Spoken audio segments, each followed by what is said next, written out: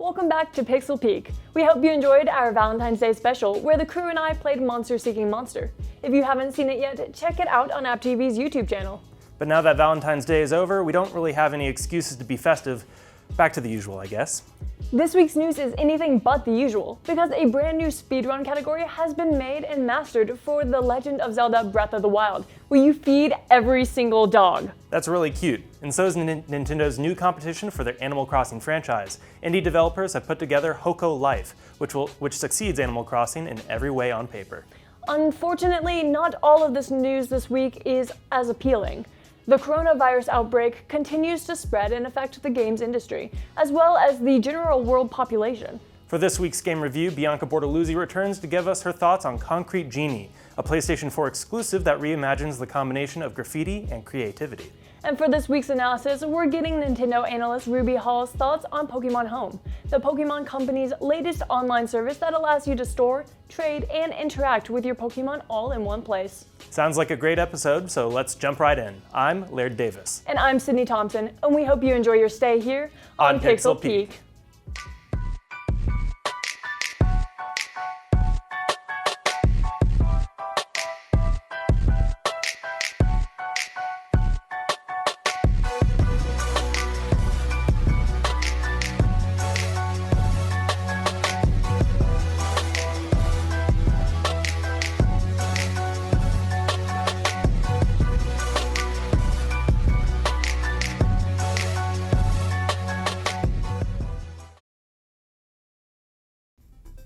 In the fall of last year, Sony acquired Insomniac Games, the developer of Marvel's Spider-Man, the Spyro series, Ratchet & Clank, and more. According to Sony's latest financial report, Insomniac's price was roughly $230 million. This makes Insomniac Games Sony Interactive Entertainment's 14th internal studio. Insomniac Games was founded by CEO Ted Price in 1994, originally under the name Extreme Software. And the studio has since created some beloved franchises, many of which are PlayStation exclusives. Additionally, with the purchase of Insomniac Games, Sony now owns the IPs for respective titles, such as Ratchet & Clank and, interestingly, Sunset Overdrive, although the original game was an Xbox One exclusive. Price commented on the deal saying, "Joining the WWS, or Worldwide Studios, family gives Insomniac even greater opportunities to achieve our studio vision of making popular and lasting impressions on people's lives. We've enjoyed a special relationship with PlayStation practically since our inception. Our partnership amplifies our potential, and Marvel's Spider-Man was a testament to this. We're excited to take the next step in our growth alongside our longtime WWS partners. Most of all, we look forward to delivering fresh, new experiences for our fans." While Insomniac's next project is currently unknown, it's possible that the studio could make an appearance at the PlayStation 5 reveal event later this year. Friendly animals always add a wholesome element to video games, and while you can't pet the dogs in Legend of Zelda Breath of the Wild, if you feed them, they may lead you to buried treasure. Twitch streamer Vivox has made a speedrun category for Breath of the Wild where you feed and get every treasure from every dog in the game, and currently holds the world record for finding every known treasure dug up by dogs. By using Breath of the Wild speedrun techniques like utilizing movement advantages, clipping through walls, and using shields to manipulate in-game momentum, Vivox is able to reach every village containing a dog in record time. To accomplish the task of finding the treasures, he had to clear a couple of forests for apples and wood planks so he would have enough food for the dogs, and so that he could get access to one dog locked behind the building Terrytown, one of the most time-consuming missions in the game. But that's just the beginning. Vivox also has to account for random chance of dogs noticing food he's dropped, and what direction the food travels when dropped, which would add several seconds to the run. Currently, the two runner-ups in this category are Small Ant 1 from Canada and Riot Control from the US, clocking in at 1 hour and 57 minutes and 2 hours and 2 minutes, respectively. We personally can't wait for more unique speedrun categories to pop up with older games as time goes on. I'm not sure if a more noble quest has ever existed. Anyway, for fans of Animal Crossing, a new game has been announced for the PC called Hokko Life. In this life simulation game that also features animal villagers, Hokko Life actually provides more advanced customization compared to the Animal Crossing franchise.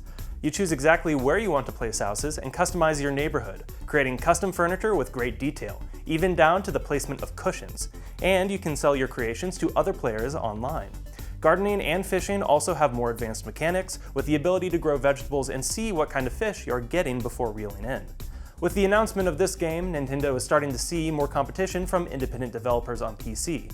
Over the years, Nintendo has worked to shut down any projects similar to their popular titles, like fan games such as Pokémon Uranium, Super Mario 64 Remake in Unreal Engine, and a project called Another Metroid 2 Remake. Because games like Temtem and Hokko Life don't use the Nintendo patented names, Nintendo can't do anything to shut them down. Maybe the introduction of these two titles to compete with Nintendo franchises will mean some healthy competition, and Nintendo's next iterations of their popular franchises will improve as a result.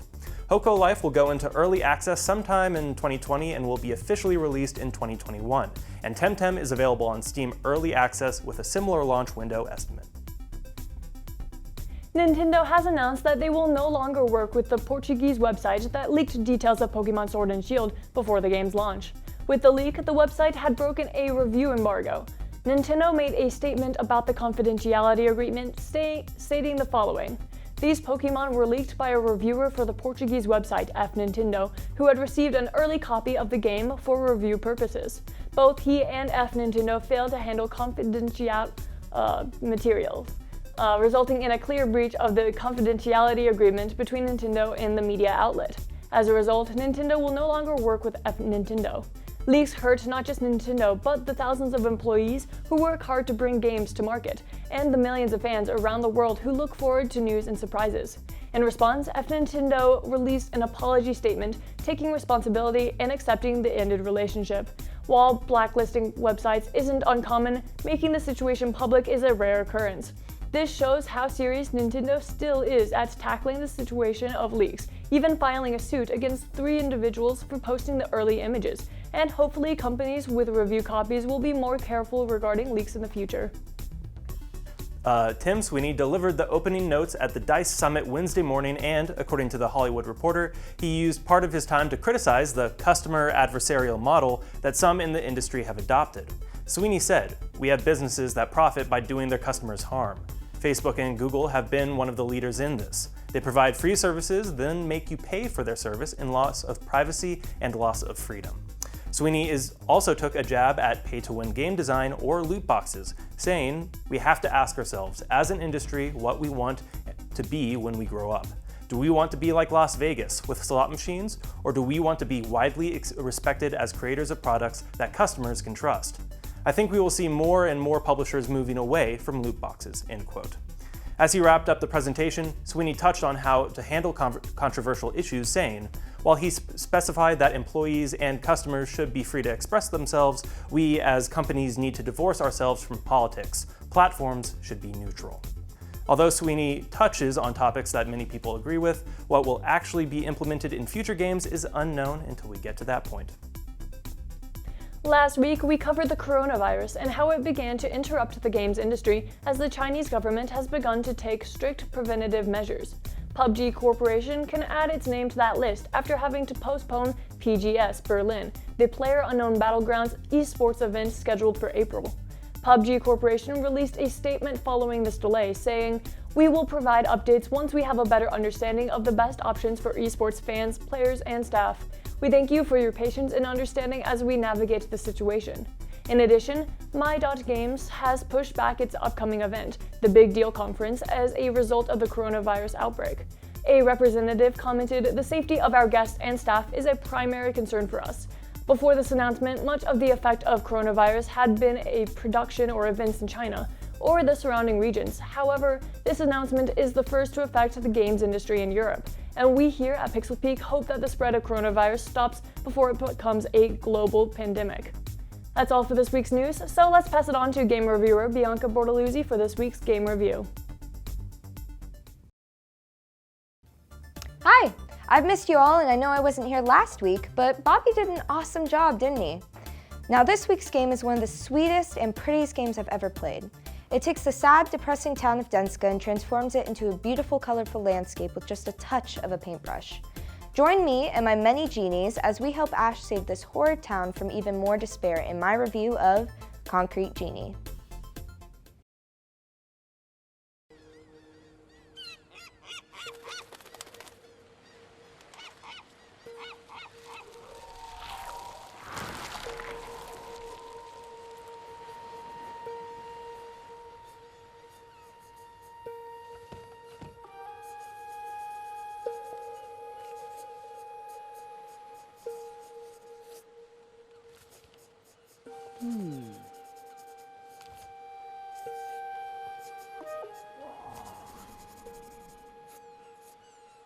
Concrete Genie was published by Sony Interactive Entertainment and developed by Pixelopus.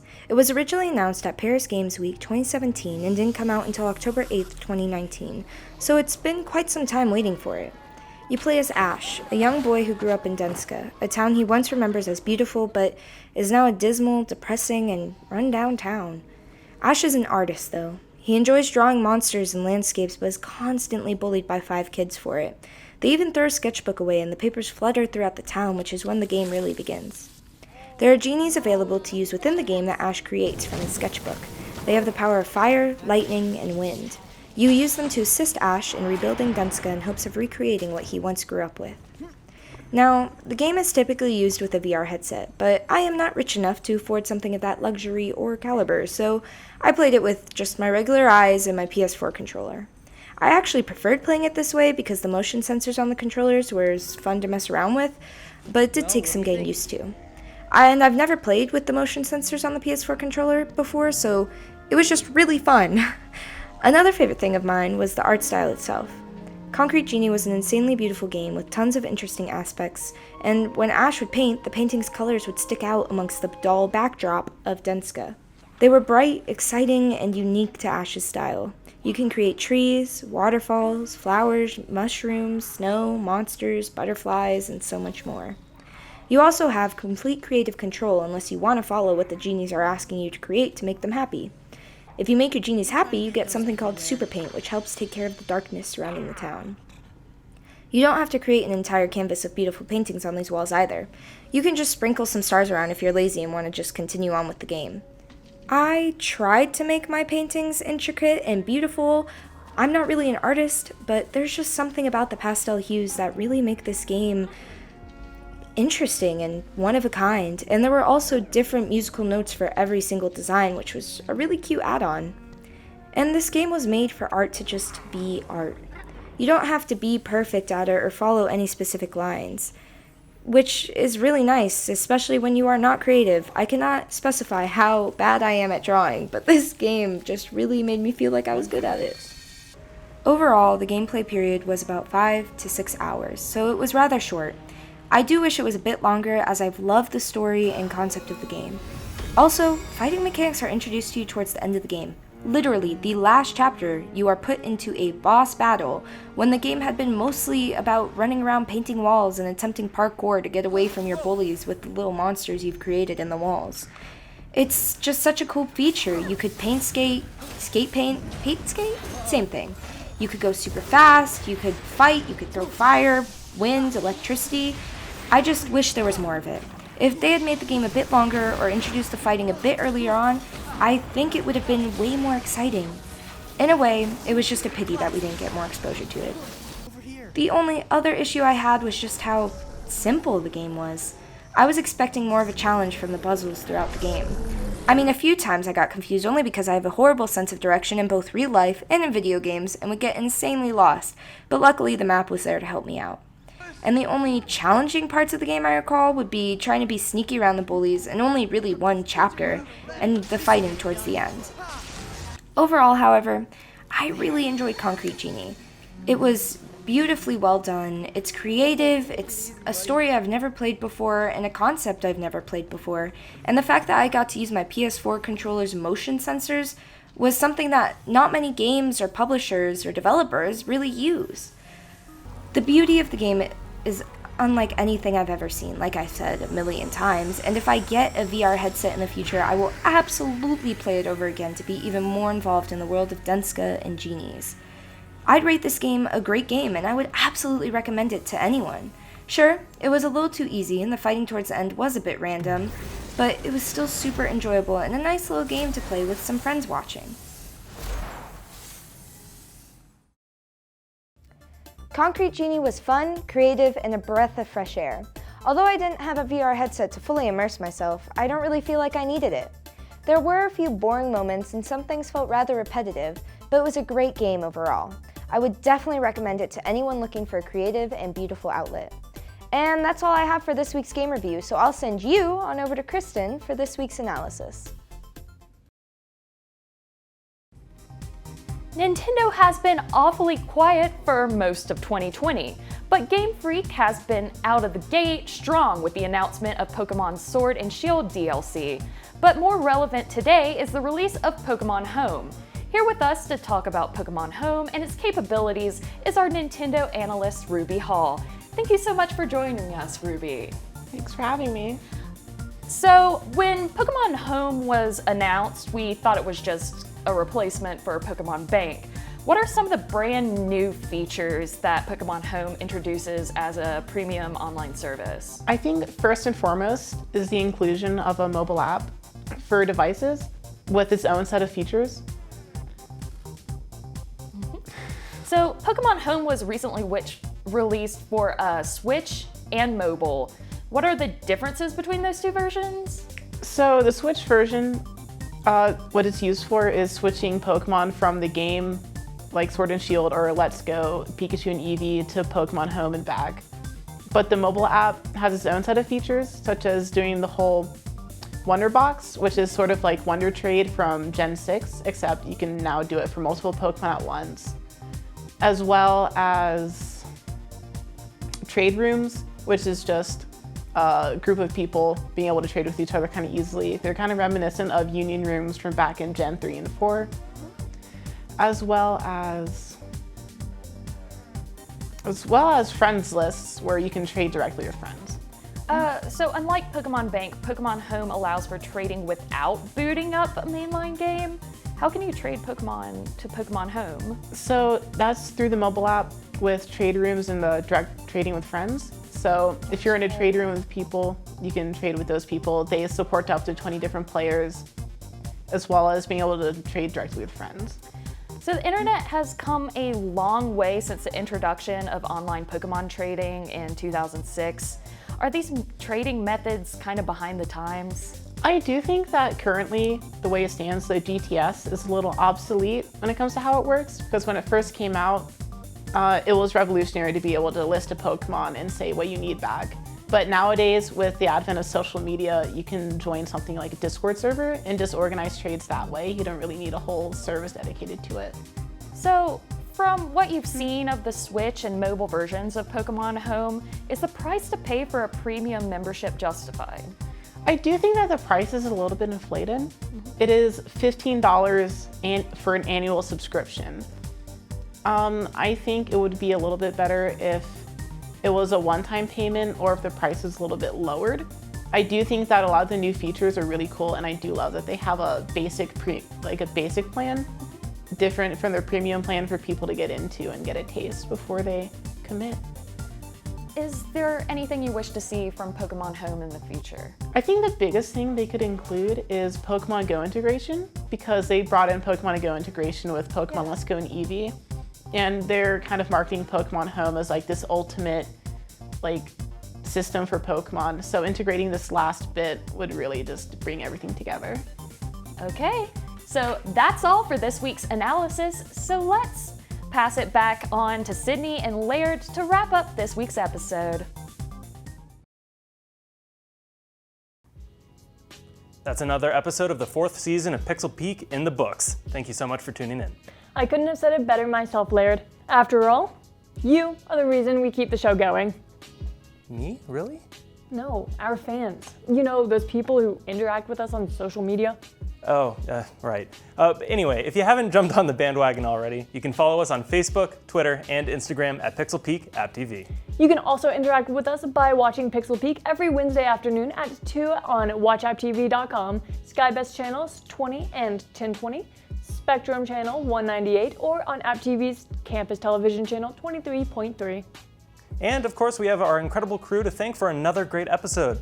Thank you to writers Jalen Curitan and Rebecca Larson, Nintendo Analyst Ruby Hall, Game Reviewer Bianca Bortoluzzi, and producers Tanner Mizell, Elise Taylor, and Sydney Thompson for another week of impeccable game industry content. Thank you so much for watching, and we hope you enjoyed your stay here on Pixel Peak.